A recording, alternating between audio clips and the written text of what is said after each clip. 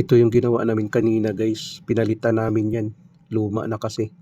Ano yan, kumbaga mayroon siyang exhaust doon sa taas. Nung tinanggal namin yan na yung forma niya. Bali exhaust yan para yung ano, yung init ng oil, yung usok ibabato niya doon sa taas. Yan, tinanggal namin, nilinis, tapos pinalitan na rin ng bago. Yan siya guys, oh. Yan na yung bago na pinalit namin, nilagay namin yan. Tapos nung nalagay na namin guys, yan na yung forma niya, oh. Yan na yung forma niya, makikita natin.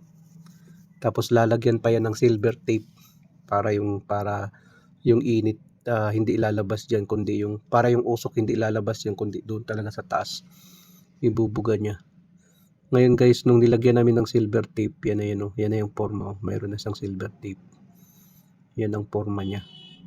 Kumbaga mayroon niyang pan sa taas. Kumbaga yung usok ng mantika ibubuga niya doon sa taas. Kumbaga hihigupin niya sa baba, ibubuga sa taas. Mayroon kasi exhaust fan sa taas.